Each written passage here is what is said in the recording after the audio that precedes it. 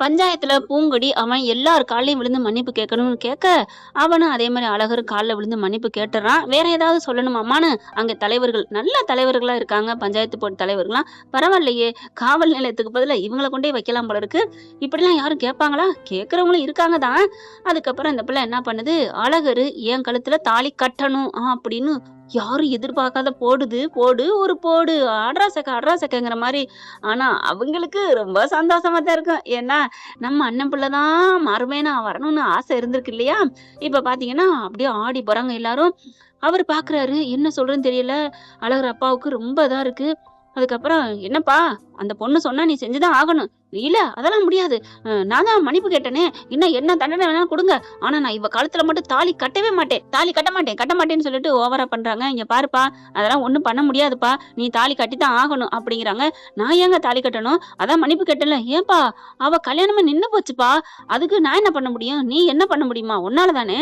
அவ நேரம் கல்யாணம் பண்ணி புருஷன் வீட்டுல இருக்க வேண்டிய டைம், ஆனா நீ பண்ணதுனால இப்ப இங்க வந்து நிக்குது, நீ தானே எல்லாத்துக்கும் காரணம், அப்ப நீ தான் எல்லாத்தையும் பண்ணணும் அப்படிங்கிறாங்க எல்லா தலைவர்களும். அடுத்து பார்த்தா நந்தினிக்கு கோவம் வருது. அதெல்லாம் முடியாது, ஏதோ விளையாட்டுத்தனமா பண்ணிருச்சுங்க மாமா, அதெல்லாம் முடியாது. நீ யார் இதுல பேசுறதுக்கு, நீ தலையிடவே கூடாது, அப்ப உனக்கு இதுல சம்பந்தமா? அதெல்லாம் இல்லையே. அப்புறம் அப்ப உனக்கு சம்மந்தம்னு சொல்லிட்டு உன்னையும் எல்லார் காலையும் விழுந்து மன்னிப்பு கேட்க வைப்போம், விழுகுறியா? ஐயோ அப்பெல்லாம் இல்ல அப்படின்னு சொல்லிட்டு தள்ளி நிக்கிறாங்க. ஆனாலும் மாமா நீ அவளை தாலி கட்டிடாத, எனக்கு நீ வாக்கு கொடுத்துருக்க மாமா, எனக்கு வாக்கு கொடுத்துருக்க மாமா, நீ எனக்கு கல்யாணம் பண்ணிக்கன்னு சொல்லியிருக்கிற, அவ கழுத்துல நீ தாலி கட்டக்கூடாது மாமா, தாலி கட்டக்கூடாது அப்படின்னு சொல்லிட்டு பயங்கரமா நந்தினி கத்துறாங்க. ஆனா பார்த்தா அழகர் என்ன பண்றாங்க, ஒன்னும் சொல்ல முடியல. அவரும் சேர்ந்துட்டு, இல்ல நான் என்ன வேணாலும் மன்னிப்பு கேட்கிறேன், என்ன தண்டனை கொடுத்தாலும் நான் ஏத்துக்கிறேன், ஆனா தாலி மட்டும் கட்ட முடியாது அப்படின்னு கெஞ்சுறாரு. அவங்க கிட்ட போயிட்டு, ஐயா நீங்க தான் சொல்லணும் ப்ளீஸ்ங்க, நான் தெரியாம பண்ணிட்டேங்க, கல்யாணங்கிறது ரெண்டு மனசும் ஒத்துமையா இருக்கணுங்க, எனக்கும் அவளை பிடிக்காது, அவளுக்கும் என்ன பிடிக்காது, நாங்க ரெண்டு பேரும் எப்படிங்க ஒண்ணு சேர்ந்து வாழ முடியும், அத கொஞ்சம் நினைச்சு பாருங்களேன் அப்படின்னு சொல்ல, இந்த நொரநாட்டியம் பேசுறியப்பா, அப்புறம் ஏப்பா பிடிக்காத பிள்ளைன்னு செஞ்சுட்டு அந்த பிள்ளை வாழ்க்கையை கெடுத்த, அந்த பிள்ளை வாழ்க்கை கெட்டு போனா இப்படி வந்து பஞ்சாயம் நிக்கும்னு தெரியாதா உனக்கு, இந்த ஊர் என்ன உனக்கு அவ்வளவு கேவலமா போச்சா அப்படின்னு கேட்க, அப்படியே ஆடி போய் நிக்கிறார் அழகரு. இங்க பாருங்க, என்ன தண்டனை வேணா கொடுங்க ப்ளீஸ்ன்னு கெஞ்சுறாரு, காலில் விழுந்து அழுகிறாரு, வைக்கிறாரு. இதெல்லாம் சொல்லி நாங்க ஒண்ணும் பண்ண முடியாது, அந்த பொண்ணு தான் சொல்லணும். என்னம்மா பூங்கொடி, அவன் முடியாதுன்னு சொல்றானே, நீ என்ன சொல்ல போற அப்படியே பாக்குறாங்க. சொல்லுமா, வேணான்ட்டு நீ போயிடுறதா நல்லது, நீ பாட்டுக்கு இன்னொரு நாளைக்கு உன் வாழ்க்கையை நல்லா அமைச்சுக்கோ, ஏன்னா இவனுக்கு உன்னை பிடிக்கலைங்கிறான், பிடிக்காதவனை கல்யாணம் பண்ணிட்டு நீ எப்படி வாழ போற அப்படிங்கிறாங்க. ஊர் மக்கள் என்ன சொன்னாலும் சரி, இந்த புள்ள மனசுல வைராக்கியம் வச்சிருச்சு, அதனால நான் அவரைத்தான் கல்யாணம் பண்ணிக்கலாம்னு முடிவு பண்ணிட்டேன், ஒரு வாட்டி முடிவு பண்ணிட்டேன், இனிமே நான் என் பேச்சே நான் கேட்க மாட்டேன் அப்படிங்கிற மாதிரி பேசுது. அவர் அழகரு என் கழுத்துல தாலி கட்டணும், இதுதான் தீர்ப்பு, இதுதான் என்னோட இது, இல்லையா என்ன இப்படி அசிங்கப்படுத்தினதுக்கு நான் கோர்ட்டுக்கு போவேன், போலீஸ் ஸ்டேஷன் போவேன், என்ன சொல்றீங்க அப்படிங்கிறாங்க.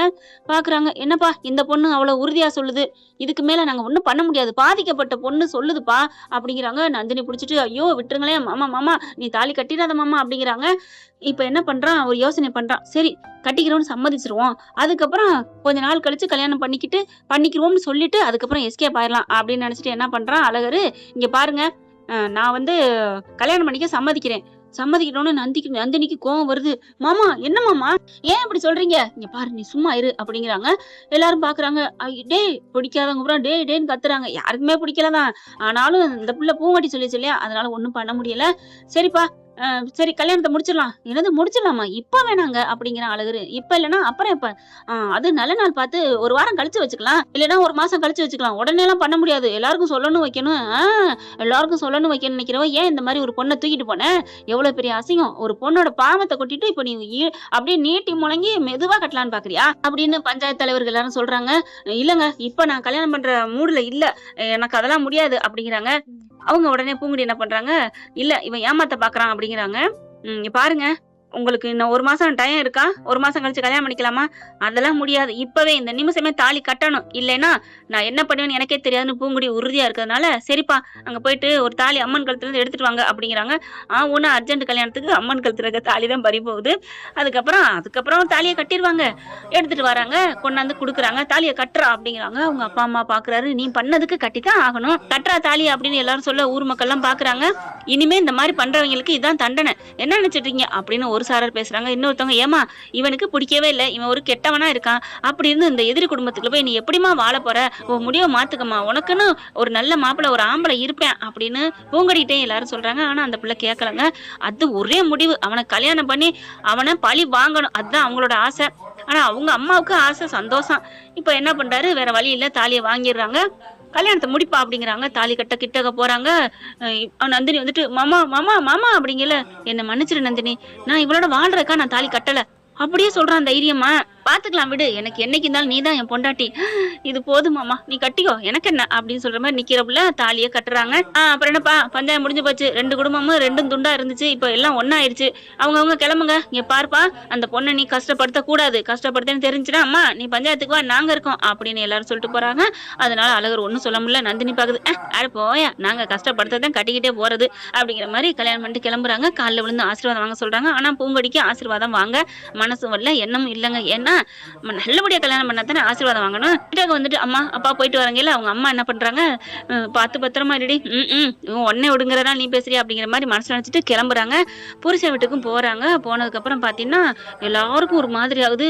நந்தினி ஆத்தாளுக்கும் செம்ம கோவம் வருது. மாப்பிள்ள இப்படி தாலி கட்டிங்களே அத்தை, சும்மா இருங்க பாத்துக்கலாம், இவளை நான் கொஞ்சம் கொஞ்சமா சித்திரவதை பண்ணுவேன், நீங்க பாருங்க. பூங்கொடி பாக்குது, நீயா என்ன சித்திரவதை பண்ண போற, நான் தான்டா உனக்கு எல்லாம் பண்ணுவேன் அப்படின்னு சொல்லிட்டு போயிட்டு ரூம்ப காமிக்கிறாங்க. அங்கே போய் உட்காந்துக்கிறது. மாமா இப்ப என்ன பண்ண போறீங்க, அவளை கொஞ்சம் கொஞ்சமா சித்திரவதை பண்ணுவேன் நந்தினி, நீ கவலைப்படாத. ஐயோ இவன் வேணாம், துண்டக்கான துணியை காணன்னு ஓடுவேன், நீ ஏன் ஓடிடுவா, நீ ஏன் பயப்படுற அப்படிங்கிறாங்க. இப்ப என்ன பண்ணலாம், என்ன பண்றதா, போய் உட்காந்துட்டாலே, நான் பால் குடி எனக்கு. என்னமாமா ஃபர்ஸ்ட் நைட் முறையா பண்ண போறியா, ஆட நீ வேற, பாலை கொண்டே கொடுத்து என்ன பண்றேன்னு பாரு. பாலை வாங்குறாங்க, காய்ச்சி கொடுக்குறாங்க. கொண்டுகிட்டு உள்ளார போக அந்த பிள்ளை ஒரு மூலையில உட்காந்துருக்கு. பாக்குறாரு, ஏய் என்ன இங்கே உட்காந்துருக்க அப்படிங்கல, ஏன் உனக்கு என்ன இங்கே உட்காந்துருந்தா, ஏன் கட்டில உட்காந்துருக்கணுமா, நீ கட்டில உட்காந்தா தூக்கி நேரம் கீழே போட்டுருப்பேன்டி அப்படின்னு சொல்ல செம்ம கோவம் வருது.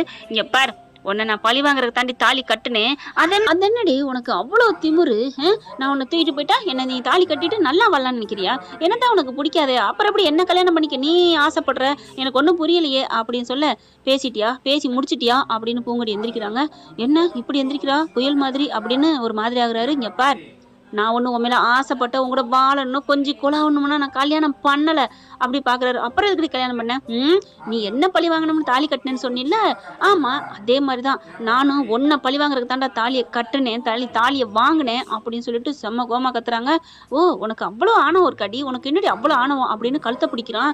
இங்கே பாரு, நீ என் கழுத்தை பிடிச்சினா நானும் உன் கழுத்தை பிடிப்பேன்னு இவங்களும் பதிலுக்கு பிடிக்க சே அப்படின்னு சொல்லிட்டு அப்படி கையை விட்டுறாரு. என்ன ஜென்மண்டி, என்ன பொம்பளடி, எனக்காக நந்தினி இருக்காடி, அவளை விட்டுட்டு உங்களத்துல நான் தாலி கட்டிவிட்டு நினைக்கிறேன், தலையெழுத்தா அப்படி இப்படிங்கிற மாதிரி கத்துறாங்க. இது எல்லாம் கதவுக்கு இல்ல அப்படியே ஒட்டு கேட்டு நிக்குதுங்க. அப்படியே இது ரெண்டுகிட்டு மாமா பயங்கர ஃபைட்டு போடுறாரு.